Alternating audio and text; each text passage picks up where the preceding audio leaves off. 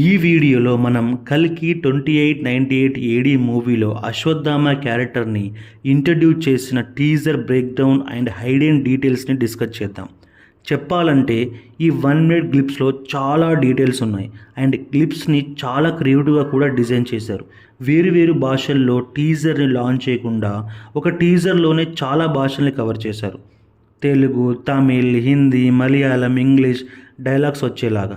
Second thing ఏంటంటే అశ్వత్థామ అని మన హిందూ పురాణాల్లో ఒక క్యారెక్టర్ని ఆడియన్స్ని ఇంట్రడ్యూస్ చేసిన విధానం కొత్తగా ఉంది. ఫర్ ఎగ్జాంపుల్ ఆ క్యారెక్టర్ గురించి అందరికీ తెలిసే ఉంటుందిలే, మనం వీడియోలో ఎక్స్ప్లెయిన్ చేయనక్కర్లేదు అని చెప్పి డైరెక్టర్ స్ట్రేట్ టు ది పాయింట్కి వెళ్ళిపోయారు అనుకోండి. ఆ క్యారెక్టర్ గురించి తెలియని వాళ్ళు కన్ఫ్యూజన్ అవుతారు, ఎస్పెషల్లీ ఇప్పుడున్న జనరేషన్ కిడ్స్. అలా అని చెప్పి ఆ క్యారెక్టర్ గురించి విడమరిచి చెప్తే లైక్ అశ్వత్థామ క్యారెక్టర్ ఇది, బ్యాక్ స్టోరీ ఇది, బ్యాక్గ్రౌండ్లో వాయిస్ ఓవర్ ఇస్తూ చెప్పినా సరే మరీ బోరింగ్గా, బేసిక్గా, నార్మల్గా ఉంటుంది. మోడర్న్ పీపుల్కి అర్థమయ్యేలాగా ఉండాలి ఇంట్రడక్షన్. ఆ క్యారెక్టర్ గురించి తెలిసిన వాళ్ళకి తెలియని వాళ్ళకి ఒకేలాగా రీచ్ అవ్వాలి. బేసికల్గా పిల్లలకి క్యూరియాసిటీ ఎక్కువగా ఉంటుంది కదా, అందుకే ఆ చిన్నపిల్లల రూపంలో ఆడియన్స్కి ఆ క్యారెక్టర్ మీద ఉన్న క్వశ్చన్స్ని అడిగించారు ఫిల్మ్ మేకర్స్. ఆ చిన్నపిల్ల ఎవరో కాదు, మనమే, ఆడియన్స్ పాయింట్ ఆఫ్ వ్యూ అన్నమాట. యాక్చువల్లీ ఓం రౌత్ కూడా ఇదే పాయింట్ మీద ఆదిపురుష్ మూవీ తీశాడు. ఇప్పుడున్న కిడ్స్కి రామాయణం గురించి తెలియట్లేదు, వాళ్ళకి అర్థమయ్యేలాగా స్టోరీని చెప్తానని ఒక మూవీ తీశాడు. ఈ సిచ్యువేషన్ని కేస్ స్టడీ లాగా కన్సిడర్ చేస్తే ఇప్పుడున్న జనరేషన్ కిడ్కి అర్థమయ్యేలాగా ఎలా తీయాలో నాగాశ్విని చూసి నేర్చుకోవచ్చు, ఎలా తీయకూడదు ఓం రౌత్ని చూసి నేర్చుకోవచ్చు. ఫర్ ఫ్యూచర్లో ఉన్న ఒక పర్సన్, ఫర్ పాస్ట్లో ఉన్న ఒక పర్సన్ని కలిసినప్పుడు వచ్చే జనరిక్ క్వశ్చన్స్ ఏముంటాయి, అసలు మనమే ఆ ప్లేస్లో ఉన్నప్పుడు ఏం క్వశ్చన్ అడుగుతాం, ఇదే మేకర్స్ కూడా పోస్ట్ చేశారు. ఫస్ట్ వచ్చేది లాంగ్వేజ్ ప్రాబ్లం. అందుకే ఆ అమ్మాయి అసలు నీతో ఏ భాషలో మాట్లాడాలి, ఏ భాషలో మాట్లాడితే నీకు అర్థమవుతుంది అనే క్వశ్చన్స్ని రైజ్ చేస్తుంది. And throughout the clips ఏ భాషలో మాట్లాడితే ఆ పర్సన్కి అర్థమవుతుందో అని మల్టీ లాంగ్వేజ్లు యూజ్ చేస్తుంది. సో తను మల్టీ లెవెల్ అన్నమాట. మైబీ తను మాత్రమే కాదు, ఫ్యూచర్లో అందరూ చాలా భాషలు మాట్లాడగలరు అనే పాయింట్ని మూవీలో ఉండవచ్చు. By the way, child character చేసింది బాయో గర్లో తెలియట్లేదు. చిన్నపిల్లల వాయిస్ని డిఫరెన్షియేట్ చేయలేం కదా. సో కన్సిడరింగ్ ది నేమ్ రయా, నేనైతే టామ్ బాయ్ హెయిర్ స్టైల్లో ఉన్న గర్ల్ అనుకుంటున్నా. ఒక ఫ్రేమ్లో అశ్వత్థామ యంగర్ వర్షన్ చూపించారు. డిఐడింగ్ టెక్నాలజీ యూజ్ చేసి అమితాబ్ బచ్చన్ సార్ని ఇలా పోర్ట్రేట్ చేశారు. నాకైతే ఈ టెక్నిక్ చాలా బాగా వర్కౌట్ అయినట్టు అనిపించింది.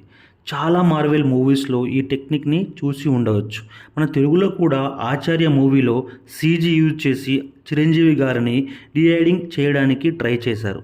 అది అంత వర్కౌట్ అవ్వలేదు. యాక్చువల్లీ కొన్ని వర్షన్స్ ప్రకారం కృష్ణుడు అశ్వత్థామ యొక్క ఫోర్ హెడ్ మీద ఉన్న స్టోన్ని తీసేసుకుంటాడు. మైబీ అందుకేనేమో క్యారెక్టర్కి టీజర్లో ఫోర్ హెడ్ మీద బ్లడ్ని చూపించారు అనుకుంటా. బట్ గ్లిప్స్ ఎండింగ్లో ఫోర్ హెడ్ మీద స్టోన్ ఉంటుంది రివీల్ చేశారు. మరి movie makers A version of స్టోరీని ఫాలో అయ్యారో చూడాలి. రియా అంటుంది, నువ్వు రైడర్స్ని భలే ఫైట్ చేశావు అని. కోర్స్ మనకు తెలిసిందే Ashwatthama is a ancient warrior, ఈజీగా రైడర్స్ని మడత పెట్టేస్తాడని. బట్ అసలు అశ్వత్థామని ఫస్ట్ ఎన్కౌంటర్ అయింది ఎవరు? టీజర్లో చూపించినట్టు ఆ రోబోటా, లేకపోతే గ్లిప్స్లో చూపించినట్టు రియానా ఆర్ రైడర్సా? ఇది మనకి మూవీ చూసాకే అర్థమవుతుంది. నా ఆఖరి పోరాటం వచ్చేసి నేను చాలా ఏళ్ళుగా కొత్త అవతారం కోసం ఎదురు చూస్తున్నా అని అంటాడు అశ్వత్థామ. ఇక్కడ అవతారం అంటే ఆబ్వియస్లీ విష్ణుమూర్తి కల్కి అవతారం గురించి అని క్లియర్గా అర్థమవుతుంది. బట్ అశ్వత్థామ ఆ అవతారం గురించి ఎందుకు ఎదురు చూస్తున్నాడనే క్వశ్చన్స్కి ఆన్సర్ చేయాలంటే మిమ్మల్ని కొంచెం ఫ్లాష్ బ్యాక్కి తీసుకెళ్ళాలి. బేసికల్లీ అశ్వత్థామ గురు ద్రోణాచార్యుడి కొడుకు. తన ఫాదర్ ఇచ్చిన ట్రైనింగ్ వల్ల ఒక పవర్ఫుల్ వారియర్ అవుతాడు. అలా తన ఫాదర్ ద్వారా చాలా వార్ కిల్స్ని, వార్ఫేర్ స్ట్రాటజీని, సెల్ఫిటిన్ వెపన్స్ని కంట్రోల్ చేయడం నేర్చుకుంటాడు. అశ్వత్థామ కౌరవుల వైపు ఉంటూ పాండవులకి ఆపోజిట్గా కురుక్షేత్ర యుద్ధంలో చాలా ఇంపార్టెంట్ రోల్ని ప్లే చేస్తాడు. అయితే ఆ యుద్ధంలో తన తండ్రి ద్రోణాచార్యుడు చనిపోవడం చూసిన అశ్వత్థామ కోపంతో రగిలిపోతూ పాండవుల మీద రివెంజ్ తీర్చుకోవడానికి తన తండ్రి చావుకి కారణమైన అర్జునుడి మీద బ్రహ్మాస్త్రాన్ని వదులుతాడు. యాక్చువల్లీ ఇక్కడ అశ్వత్థామ పాండవుల సంతానమైన ఉప పాండవుల్ని కూడా చంపేస్తాడు. సో అర్జునుడికి అశ్వత్థామ మీద కూడా ఫుల్ కోపం ఉంటుంది. అలా ఇద్దరు నొకరినొకరు ఫేస్ ఆఫ్ అయి ఇద్దరు బ్రహ్మాస్త్రాలని ప్రయోగించినప్పుడు తెలిసిందే కదా, బ్రహ్మాస్త్రం ఒక సెలటిల్ వెపన్. దానివల్ల ప్రపంచమే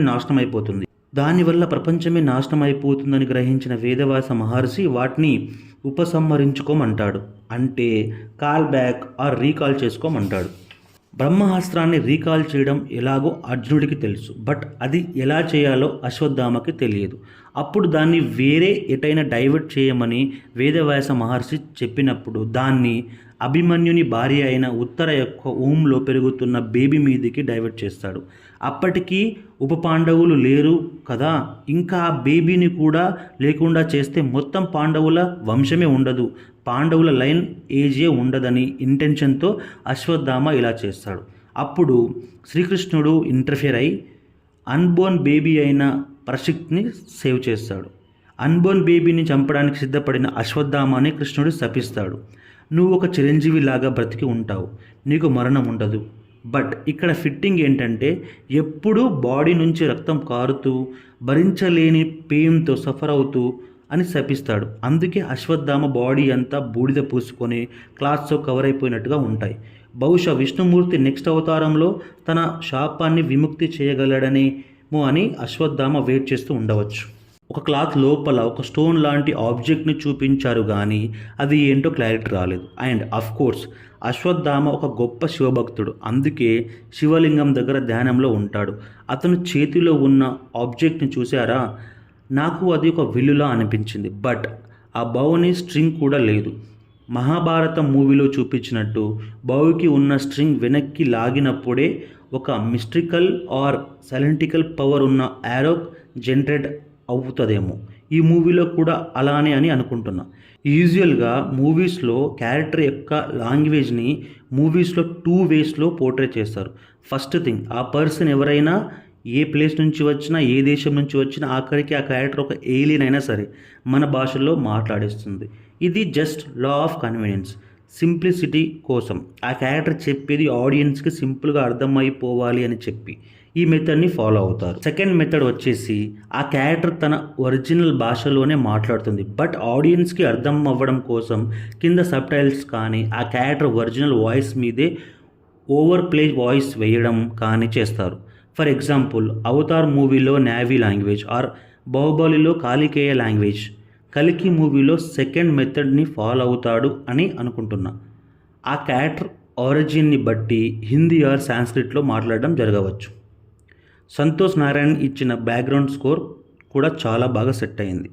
సో ఇది గాయ్స్ అశ్వత్థామ ఇంట్రడ్యూస్ గ్లిప్స్ పైన నా ఒపీనియన్ అండ్ నేను అబ్జర్వ్ చేసిన కొన్ని డీటెయిల్స్. మీకు నచ్చితే కామెంట్ చేయండి, షేర్ చేయండి, లైక్ చేయండి. మీరు కనుక ఈ టీజర్ గ్లిప్స్ని చూస్తే మీ ఒపీనియన్ ఏంటో కామెంట్ చేయండి. జై హింద్.